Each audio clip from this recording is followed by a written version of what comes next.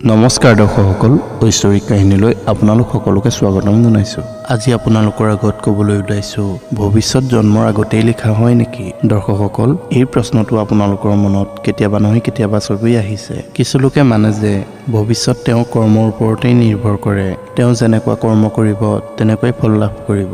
আৰু কিছু লোকে এনেকৈও মানে যে আমাৰ ভৱিষ্যত আমাৰ ভাগ্যৰ ওপৰত নিৰূপণ কৰে। দৰ্শকসকল, আকাশবাণী হৈছিল যে দৈৱকীৰ অষ্টম সন্তানে কংসক বধ কৰিব।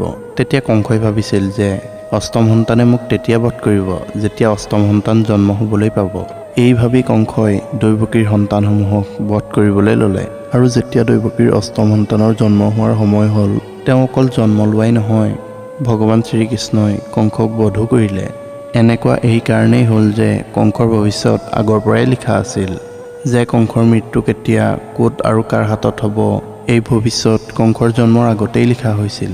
অকল কংসই নহয়, এই সংসাৰত জন্ম লাভ কৰা সকলো মনুষ্যৰেই ভৱিষ্যত জন্মৰ আগৰ পৰাই লিখা হয়। মনুষ্য কেতিয়া জন্ম হ'ব, তেওঁৰ লগত কি হ'ব, তেওঁ কি সমস্যাত ভুগিব, এই সকলোবোৰ বিধিৰ বিধান, যাক কোনেও ইচ্ছা কৰিও সলাব নোৱাৰে। তেনেদৰে কংসৰ উপৰিও হিন্দু ধৰ্মত অনেক পুৰণি কথা আৰু গ্ৰন্থত আন বহুতো লোকৰ ভৱিষ্যত উল্লেখ থকাৰ প্ৰমাণ পোৱা যায়। আৰু যেনেদৰে প্ৰথমৰ পৰাই নিৰ্ধাৰিত হৈ আছিল যে ভগৱান প্ৰভু শ্ৰীৰাম মাতা সীতা আৰু লক্ষ্মণৰ সহিতে বনবাস যোৱাৰ কথা, কিয়নো বনবাসৰ আঁৰৰ উদ্দেশ্য ভগৱান শ্ৰীৰামৰ হাতত ৰাৱণৰ মৃত্যু। যদি কৈকেয়ী মন্থৰাৰ প্ৰলোভনত নাহিলেহেঁতেন, তেতিয়া না ভৰতে সিংহাসন পালেহেঁতেন আৰু না ভগৱান শ্ৰীৰাম মাতা সীতা আৰু ভাতৃ লক্ষ্মণৰ সহিতে বনবাস গ'লহেঁতেন। আৰু আপুনিয়ে ভাবকচোন যে ভগৱান শ্ৰীৰাম যদি বনবাস নগ'লহেঁতেন, তেতিয়া লংকাপতি ৰাৱণৰ মৃত্যু কেনেকৈ হ'লহেঁতেন? দৰ্শকসকল, আপোনালোকে এনেকৈ ভাবিব পাৰে যে সংসাৰ এখন নাটক, যাৰ ভৱিষ্যত ভগৱানে আগতীয়াকৈ লিখি থৈছে। আমি এইখন নাটকৰ মাথো এটা সৰু অভিনেতাহে, যাৰ বাবে এই সংসাৰত আমি জন্ম লাভ কৰিছোঁ। দৰ্শকসকল, ভৱিষ্যতক ভাগ্যক লৈও দেখা যায়। এই ক্ষেত্ৰত কিছুমান কথাক লৈ ঠিকেই থাকে, কিন্তু আপোনাৰ ভাগ্য আপোনাৰ কৰ্মৰ ওপৰত বহুত নিৰ্ভৰ কৰে। এইটোতো আপোনালোক সকলোৱে জানে, যেনে কৰ্ম তেনে ফল। যদি আপুনি ভাল কাম কৰে তেনে তাৰ ফলাফলো ভাল পাব, যদি আপুনি বেয়া কৰ্ম কৰে তেতিয়া আপুনি তাৰ ফলাফলো বেয়া লাভ কৰিব। অৰ্থাৎ আপোনাৰ কৰ্মৰ ফলেই ভৱিষ্যত বহুত নিৰূপণ কৰে। সেইকাৰণে আমি ভাল কৰ্ম কৰিব লাগে, যাৰ ফলত আমি এটি ভাল ভৱিষ্যত আশা কৰিব পাৰোঁ। সেইবাবেই আমাক শাস্ত্ৰই ভাল কৰ্ম কৰিবলৈ কি কৈছে, আৰু সেইবাবেই আমি ভাল কৰ্ম কৰিব লাগে, যাৰ জৰিয়তে আমি জন্ম মৃত্যুৰ এই চক্ৰটো সুকলমে পাৰ কৰিব পাৰোঁ। কিয়নো বেয়া কৰ্ম কৰা লোকক ভগৱানৰ চৰণত ঠাই নিদিয়ে। এয়াই নহয়, তুলসীদাসে লিখি থৈ গৈছে যে কৰ্মই প্ৰধান, যি কৰ্ম কৰিব তেওঁ তাৰেই ফল লাভ কৰিব।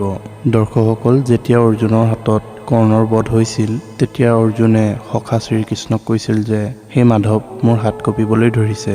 তেতিয়া আপুনি মোক বুজাইছিল যে এজন সৎ আত্মাক তেওঁক এই ভাৰৰ পৰা মুক্ত কৰি দিবলৈ। কিন্তু এইটো কি যে মোৰ কপালত মোৰ জ্যেষ্ঠক বধ কৰিবলৈ আপুনি কলংক লগাই দিলে? তেতিয়া ভগৱান শ্ৰীকৃষ্ণই ক'লে যে মানুহৰ ভাগ্য নিৰূপণ কৰিবলৈ মই কোন?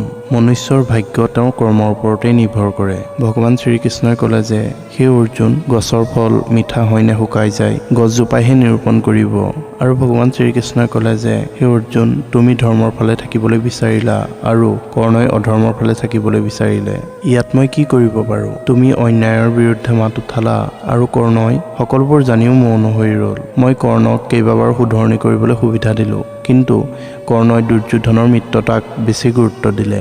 এতিয়া তুমিয়ে কোৱাচোন বাৰু, মই কি কৰিব পাৰোঁ ইয়াত? দৰ্শকসকল, ভাগৱত গীতাৰ এই অধ্যায়ৰ পৰা আমি এইটোকে জানিব পাৰোঁ যে ভগৱানে ভাল কাম কৰিবলৈ আমাক বহুতবাৰ সুবিধা দিয়ে, কিন্তু আমি এনেকুৱা নকৰোঁ। আমাৰ বেয়া সময়ত আমি ভাগ্যক লৈ বহুত দুখ কৰোঁ। দৰ্শকসকল, এই ভিডিঅ'ৰ অন্তত আপোনালোকক এইটোকে ক'ম যে ভৱিষ্যত আগৰ পৰাই লিখা থাকে, কিন্তু সেই ভৱিষ্যত আপোনালোকৰ কৰ্মৰ ওপৰত নিৰূপণ কৰিব। যদি আমি ভাল কাম কৰোঁ, ইয়াৰ ফলাফলো অৰ্থাৎ আমাৰ ভৱিষ্যতো ভাল হ'ব। যদি আমি বেয়া কৰ্ম কৰোঁ, আমাৰ ভৱিষ্যত বেয়ালৈকে গতি কৰিব। সেইবাবে সদায় ভাল কাম কৰি যাব লাগে। দৰ্শকসকল, আন এটা ভিডিঅ'ত লগ পোৱাৰ প্ৰতিশ্ৰুতিৰে আজিলৈ বিদায় মাগিছোঁ। ধন্যবাদ।